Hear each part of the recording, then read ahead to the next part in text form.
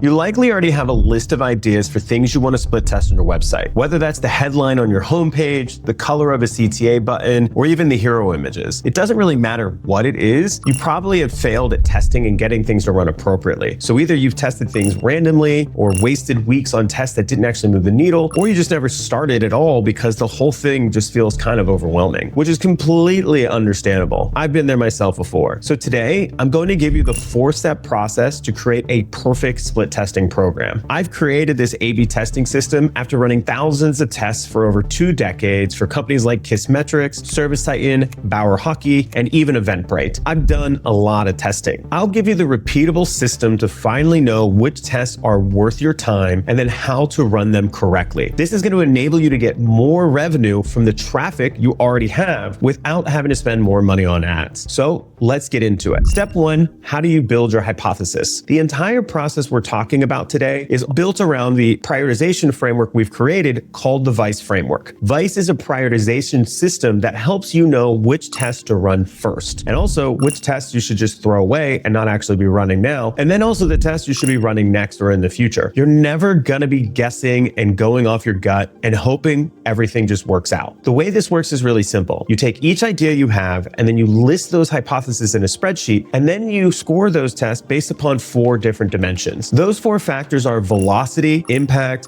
confidence, and ease. We'll dig into the hows and whys of VICE in step 2, but in step 1, we're just gonna focus on something that's just as important. Before any VICE scoring can happen, you need a solid test hypothesis, and you need a lot of them. Your test hypothesis is simply what you think will happen if you make a specific change to a page or an element, and why you think it'll happen. Without a clear hypothesis, you won't know what change caused the test to win or for the test to lose. So it also won't allow you to know was your thinking right or wrong about running that test, leaving you without learnings from each test. Testing is about learning, and those learnings help you create new and better hypotheses to run next. Heck, if your hypothesis is crappy, your team won't even know what you're actually testing. So the more specific your hypothesis is, the more useful the test becomes. A test hypothesis is not just change the button color and do this. It's more like, because the hero CTA lacks contract from the hero background, if we change the button's color from orange to green, then it will be more visible, increasing CTA clicks. Each hypothesis should follow the same structure. Because of this observation or metric, if we make a specific change, then we suspect that this behavior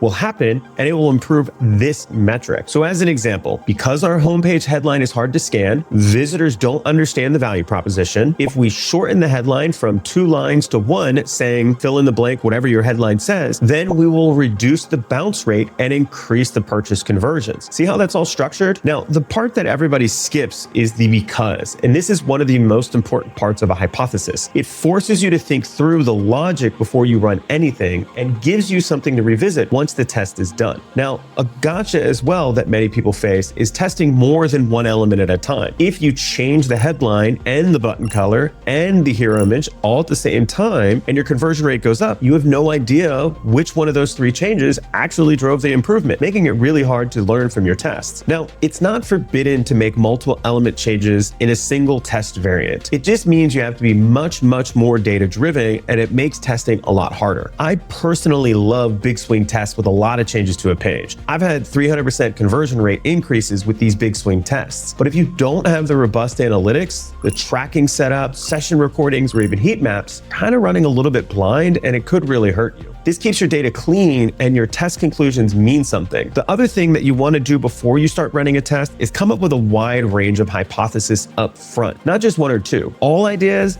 even the crazy ones, should be added to your test list. The crazier, the better. Having a backlog ready of 10 to 30 test ideas means that the moment one test launches, you can start prepping for the next one, which is really going to help you with your velocity. Let's move on to step 2, how to prioritize your tests using the VICE framework, so that way you know what test to run next. So now that you've got a list of hypotheses and the question becomes which test to run first, this is going to be a really good process for you. With 20, 40, or even 80 ideas, picking based on gut or whoever speaks the loudest in a meeting is not a reliable testing process. And that's exactly where most testing programs fall apart. That's exactly the problem I was trying to solve when I built the Vice framework. About 11 years ago, I was sitting at a WeWork in San Francisco with a Google Sheet of over 79 marketing ideas that needed to be prioritized into an annual plan in 3 days. I went looking for a framework and found a bunch of them. The ICE framework, the RICE framework, the PI framework, which were all solid, but none of them felt complete. Then on the way out, I got to the elevators at the rush hour time when everybody else was trying to leave the building, and I started scanning the floor indicators trying to figure out which elevator would get me out the fastest. And while I was standing there, I was trying to measure the velocity of all the different elevators going up and down, and then it hit me that none of those frameworks accounted for how quickly you would actually run an experiment and know which one was working. And that was the missing piece for Vice, and that's when the Vice framework was actually born. So in this template that I have here, what you'll notice is if you go get the template, which is in this description, you'll find this, and it gives you a lot of the information. So it does give you a quick start on how you would ultimately run this test. It does explain like what is the Vice framework testing and things like that, and then also gives you the scoring model that you need to use to basically run your tests and then how those get structured. So this creates a prioritized backlog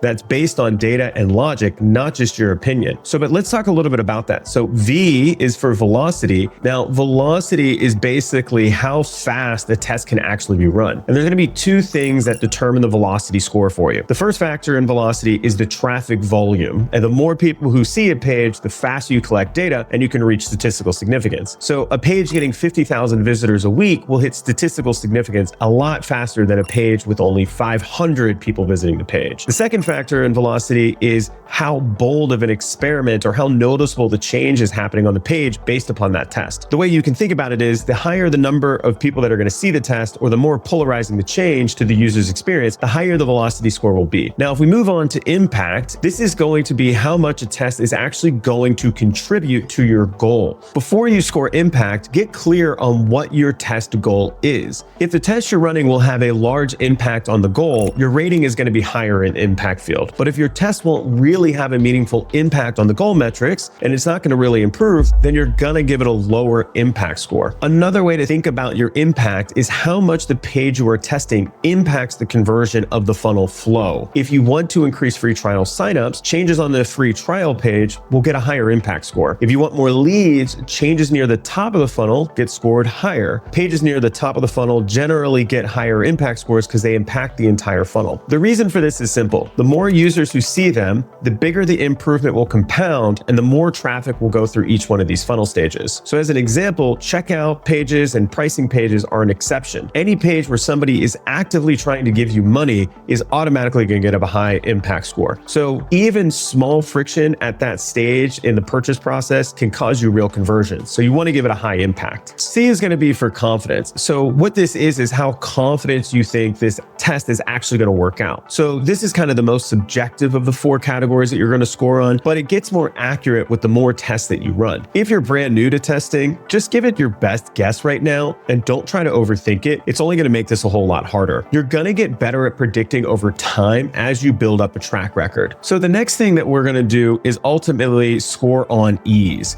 Now, ease is the time and skill required to actually build and run a test. So you're going to ask yourself three main things. One, how hard will it be for somebody to build this test? Number two, how long will it take them to actually build this test? And number three, how many people will be needed to build the test from start to launch? A simple headline change can usually be done by a marketer in an hour using a tool like Amplitude Experiments or Convert.com or even VWO, leading to a higher ease score because it's going to be easier to ultimately launch, which you might give that an 8, a 9, or a 10. But a full page redesign is a completely different story. That might need a developer, a designer, a project manager, a marketer, and a copywriter, which means the more time and cost it's going to take to get that test live. So this is going to get a really low ease score, maybe from like a 1 to a 3. Now, a test that is getting a lower ease score isn't a bad thing. It just gives you more time to plan and prepare for when that test is ultimately going to run. If a test does not have a low ease score, That low E-score is going to enable you time to actually go build that test while other tests are running. So it's going to enable you to actually get things done faster. Once you've scored everything in Vice, sort the total score by the total at the top. That's going to make it so that you can actually score these tests and actually get it so you have your best quick wins at the top, and then as well as the tests that are lower below are going to be things that you can actually get planned out and run just a little bit later. This doesn't mean that lower scored tests are just ignored forever. You still need to use your brain, right? It just means you have a clear order to work through as your backlog. So that way you have an appropriate backlog. Every decision about what to test next is backed by a score rather than just somebody's opinion. So it makes it easier to prioritize these things. But let's be clear, scoring is not the law on how you run your tests. Scoring is meant to be a guide to help you, not be the only way that you prioritize. If a test comes in at spot 3 or 7, it doesn't mean that you shouldn't test it. If it's a no-brainer, run it. You aren't an AI agent, you're a human, you have a brain, and you need to use it. By the way, if you want help actually building out your testing program for your funnel across your website, your email journeys, ad campaigns, or whatever, that's exactly what we do here at McGaw. Just click the link in the description to book a free consultation. Okay, so let's move on to step 3, running the tests. Now that you know what you're testing and in what order, it's actually time to set it all up. The tools you're using here will depend on what you're actually testing and how technical the change is. So because for most standard web page tests, tools like convert.com, Amplitude, or VWO let you build and launch a test without even writing code. For more complex tests like checkout flows or in-app experiences, something like Launch Darkly or Amplitude Experiments give you just a little bit more control on the developer side to run those tests. All of the A/B testing tools, though, come with their own analytics, come with their tracking, come with reporting, and statistical significance calculators. I want to be clear, though, you should never solely be using an A/B testing tool's analytics reports. You definitely want to make sure you have Amplitude or Google Analytics or some other alternative analytics tracking tool that will measure the test too, because it's going to give you a better understanding of how that test impacted your funnel, also how it impacts your actual customers, their lifetime value, and long-term conversions. Before you go live though, there are a few things to check. One, you want to make sure that you're only running one test on a page at a time. Having overlapping tests creates confusion in the data and can make it impossible to know what actually caused the performance of the test because it's now mixed. Not to mention, it can actually break your site entirely, so you don't want to run multiple tests on the same page at the same time. The next thing you need to do is make sure that the tracking is set up for your test. So making sure that the conversion events are set up and running effectively. You're going to want to QA this. Now, this obviously seems like an obvious thing to check, but you'd be surprised how many people I see skip the QA stage and they launch a test and they don't actually get any results from it and they can't measure it, so they have to relaunch the test. So before you launch the test, though, as a last step, double check your hypothesis before you hit launch. You want to make sure that the hypothesis is still in line with the test to make sure that nothing changed. Because once the test is running, you can't really change anything mid-test. You have to start over. So if your hypothesis says one thing, the dev builds another thing, or your copywriter missed a detail, you could have to start the test entirely over, which entirely sucks. It's better to catch those early than to catch them mid-month once a test is live. Most times with QA, you can just click around on the site and see if things are actually working. But the QA step is really, really important to make sure that the test is loading correctly and everything works as planned. You also want to make sure that your analytics is working, any of the marketing technology you have is working, because you don't want to lose any of your functionality when you're running these tests. I advise doing a test QA check before you launch the test and right after you launch the test, and then also 3 or 5 days after the test goes live, just to make sure that there's no issues. All right, so we've covered a lot, but let's move on to our next step. 4, how to measure that you actually ran the test and you have valid results. So running a test and seeing one version performs better than the other does not mean you have a winner yet. You still need to check for statistical significance before you make any decisions. You're going to want to aim for a 90% statistical significance before you declare a winner. Below 90% ultimately could look like there's an improvement, but could just be a random fluctuation in your data. So you want to make sure your statistical significance is above 90%. Now, I know testing pros will all tell you that you need to run statistical significance to 95%. And yes, they are partially right. But at the same time, we care about velocity. We need to run tests quickly. They're not always going to change the world. And even when a test is a winner, sometimes it ultimately degrades over time. So 90% is where I typically will call my test the winner. And sometimes if it's a big test with multiple tests running in the funnel, I'll aim for that 95% because it's a high impact test, or it could be skewed by other tests. It can feel tempting to call a winner early, especially when one version is clearly ahead after a few days. But ending a test too soon means that you risk making a permanent change based upon incomplete data.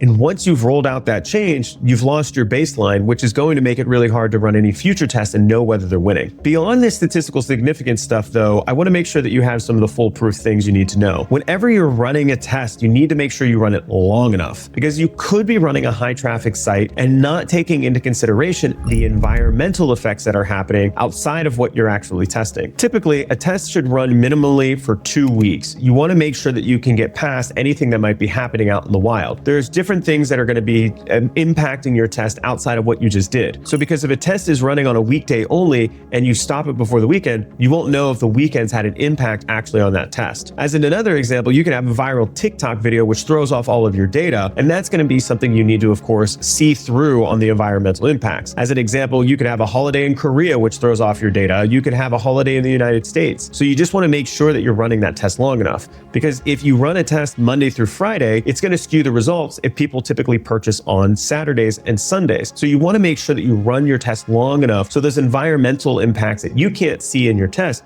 are worked out. Another example would be like an e-commerce business, right? In November, they throw the entire Black Friday sales. And if there is an environmental change that is happening like Black Friday, it's going to throw off all of your testing. So it is really, really important to check that. Now, with the statistical significance calculation, you can see those inside of the A/B testing tools, but I like to measure my A/B test in my analytics tools. So at McGaw, we built the A/B testing calculator. It's a free Chrome extension that will enable you to know your statistical significance. All you got to do is plug in the visitor counts, the conversion rates, and then as well as the traffic total. The link to download this will be in the description as well. So if you want to give it a go, just click that link and you get access to it. Once you have your statistically significance winner, roll it out, but keep watching the conversion rate. Even a result that passes this significance threshold can behave differently over time. So if something starts to happen on your website in publish mode, naturally we want to be able to see if that happens. So keep monitoring those tests and make sure that the implemented changes that you do ultimately don't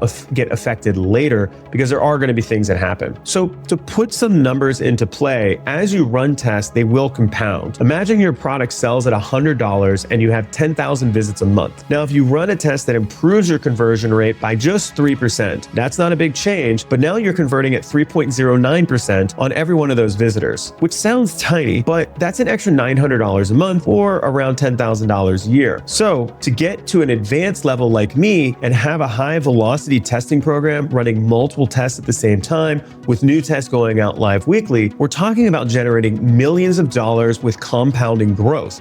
So it is really, really important that you do these things. It's just like Jeff Bezos says, their success was a function of the number of experiments that they ran per year, per month, per week, per day. So their growth was compounding based upon their experiments, meaning the more tests that you run, the faster you will grow your business. Heck, I have 10 experiments running right now at my company McGaw, and I've got another 10 experiments running at my company UTM.io. There is always experimentation happening. And that's the number one reason why I've been so successful in my career and have become a millionaire, is because I'm constantly running more and more experiments. Now, if you want us to come in and build this out for you properly, just book a free consultation with me. It's the first link in the bio. I'll dig into your funnel. I'll figure out where you're losing conversions, and then I'll put together a clear plan to fix it all, as well as I'll improve your entire marketing engine anyways. So again, that link is in the description below, as well as the links to all the templates and tools that I mentioned in the video. Just look for them down there. And if you want to learn more about marketing, then check out this video next.